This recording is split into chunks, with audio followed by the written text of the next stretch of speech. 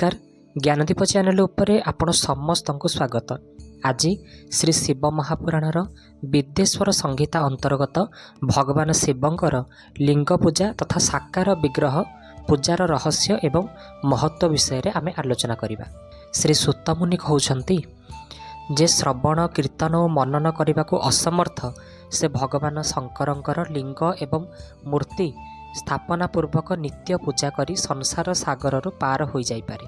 एपरी लोक निश्चल चित्तरे निज शक्ति अनुसार धनराशि नहीं ताहाकू शिवलिंग अथवा शिवमूर्तिर सेवार अर्पण करने उचित। यह सहित निरंतर सही लिंग और मूर्ति को पूजा भी करने उचित।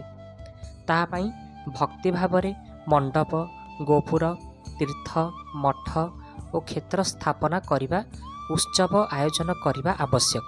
प्रभु को वस्त्र गंध धूप पुष्प दीप नैवेद्य आदि व्यंजन सहित नाना प्रकार भक्ष्य द्रव्य अन्न नैवेद्य रूप में अर्पित करेंगे। छत्र ध्वजा व्यंजन चामर अन्य अंग सहित राजोपचार परि समस्त द्रव्य शिवलिंग और शिवमूर्ति को अर्पित करेंगे। पुणी प्रदक्षिणा नमस्कार और यथाशक्ति जप करेंगे। आवाहन ठारू आरंभ करी विसर्जन पर्यंत समस्त कार्य भक्ति भाव में संपन्न करेंगे। शिवलिंग बा शिवमूर्ति रे शिव को पूजा करिथिबा व्यक्ति श्रवणादि साधन अनुष्ठान न कले मध्य शिवंक प्रसन्नता द्वारा सिद्धि प्राप्त करिथे।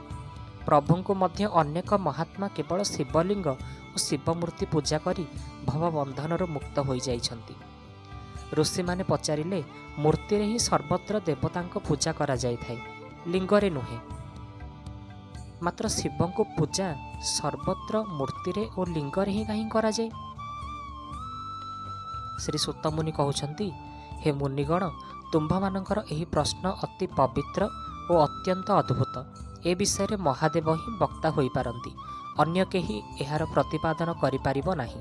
एही प्रश्नर समाधान पाई भगवान शिव जहा किछि कहिसंती एवं ताहाकू मु गुरु मुखरे जेपरि शुणिछि सेहीपरि क्रमशः मु वर्णना करिबि। एकमात्र भगवान शिव ही ब्रह्मरूप होइथिबारु निश्चल निराकार बोली कथित हुअन्ति। पुणी रूपवान होइथिबारु से सकल बोली मध्य कथित हुअन्ति। तेणु से सकल और निश्चल उभय अटंती। से निश्चल बा निराकार होइथिबारु तांकर पूजा आधारभूत लिंग मध्य निराकार ही हैला। अर्थात शिवलिंग शिवंकर निराकार स्वरूपर प्रतीक। पुनश्च शिव सकल बा साकार होइथिबारु तांकर पूजा आधारभूत विग्रह साकार हेई अर्थात शिवंकर साकार विग्रह तांक साकार स्वरूपर प्रतीक।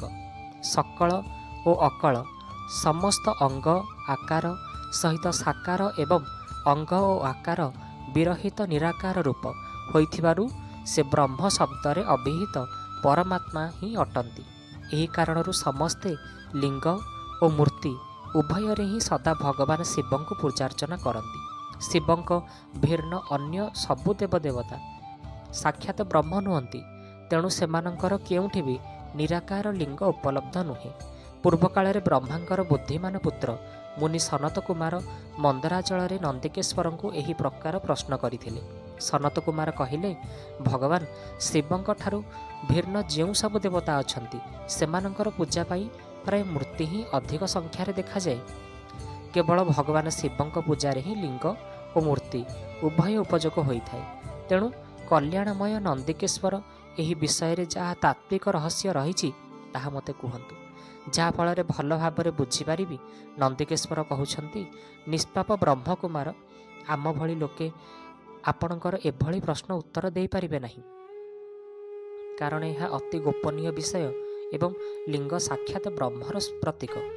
तथापि आपण शिवभक्त होइथिबारु ए विषय भगवान शिव जहा किछि कहिसंती ताहा मु आपणक समक्षरे कहूछि। भगवान शिव ब्रह्म स्वरूप और निश्चल निराकार, तेणु तांक पूजारे निश्चल लिंगर उपयोग करा जाए। एहा ही समस्त वेदर मत। सनत कुमार कहिले महाभाग आपणक भगवान शिव और अन्य देवतांक पूजक संबंध में लिंग पूजा और मूर्ति पूजार सही रहस्य विभाग पूर्वक कहिले ତାହା ଯଥାର୍ଥ ସେଥିପାଇଁ ମୁଁ ଏବେ ଲିଙ୍ଗ ଓ ମୂର୍ତ୍ତି ଆଦିର ଉତ୍ପତ୍ତିର ବୃତ୍ତାନ୍ତ ଶୁଣିବାକୁ ଚାହୁଁଛି। ଲିଙ୍ଗର ପ୍ରାକଟ୍ୟ ରହସ୍ୟ ବିଷୟରେ ମୋତେ କୁହନ୍ତୁ। ଏହାର ଉତ୍ତରରେ ନନ୍ଦିକେଶ୍ୱର ମହାଦେବଙ୍କ ନିଶ୍ଚଳ ସ୍ୱରୂପ ଲିଙ୍ଗର ଆବିର୍ଭାବ ପ୍ରସଙ୍ଗ ବର୍ଣ୍ଣନା ଆରମ୍ଭ କଲେ। ସେ ବ୍ରହ୍ମା ଓ ବିଷ୍ଣୁଙ୍କ ବିବାଦ, ଦେବତାଙ୍କର ବ୍ୟାକୁଳତା ଓ ଚିନ୍ତା, ଦେବତାଙ୍କର ଦିବ୍ୟ କୈଳାସ ଶିଖର ଗମନ, ସେମାନଙ୍କ ଦ୍ୱାରା ଚନ୍ଦ୍ରଶେଖର ମହାଦେବଙ୍କର ସ୍ତୁତି, ଦେବତାଙ୍କ ଦ୍ୱାରା ପ୍ରେରିତ ମହାଦେବଙ୍କର ବ୍ରହ୍ମା ଓ ବିଷ୍ଣୁଙ୍କର ବିବାଦ ସ୍ଥଳକୁ ଆଗମନ ତଥା ଉଭୟଙ୍କ ମଧ୍ୟରେ ନିଷ୍କଳ ଆଦି ଅନ୍ତର୍ନିହିତ ବିରାଟ ଅଗ୍ନିସ୍ତମ୍ଭ ରୂପେ ତାଙ୍କର ଆବିର୍ଭାବ ଇତ୍ୟାଦି ପ୍ରସଙ୍ଗରେ ତାପରେ ବ୍ରହ୍ମା ଓ ବିଷ୍ଣୁଙ୍କ ଦ୍ୱାରା ସେହି ଜ୍ୟୋତିର୍ମୟ ସ୍ତମ୍ଭର ଉଚ୍ଚତା ଓ ଗଭୀରତା ଜାଣିବାର ପ୍ରଚେଷ୍ଟା ଏବଂ ସାକ୍ଷାତ ମହେଶ୍ୱର ପ୍ରକଟ ହୋଇ କେତକୀ ପୁଷ୍ପକୁ ଦେଇଥିବା ଅଭିଶାପ ଓ ବରଦାନ ପ୍ରସଙ୍ଗ ମଧ୍ୟ ନନ୍ଦିକେଶ୍ୱର ବର୍ଣ୍ଣନା କଲେ। ୟା ପରବର୍ତ୍ତୀ ଅଧ୍ୟାୟରେ ବ୍ରହ୍ମା ଓ ବିଷ୍ଣୁଙ୍କର ସମୀପରେ ମହେଶ୍ୱରଙ୍କର ନିଜ ନିଷ୍କଳ ଓ ନିରାକାର ସକଳ ସ୍ୱରୂପର ପରିଚୟ ପ୍ରଦାନ ଏବଂ ଲିଙ୍ଗ ପୂଜାର ମହତ୍ତ୍ୱ ଏ ବିଷୟରେ ଆମେ ଆଲୋଚନା କରିବା। ଭିଡ଼ିଓ ଭଲ ଲାଗିଥିଲେ ଭିଡ଼ିଓକୁ ଲାଇକ୍ କରିବେ। ଏମିତି ପୁରାଣ ଶାସ୍ତ୍ର ସମ୍ବନ୍ଧୀୟ ଭିଡ଼ିଓ ଆପଣମାନଙ୍କୁ ଦେଖିବାକୁ ଭଲ ଲାଗୁଥିଲେ ଜ୍ଞାନଦୀପ ଚ୍ୟାନେଲକୁ ନିହାତି ସବସ୍କ୍ରାଇବ୍ କରିବେ। ଧନ୍ୟବାଦ।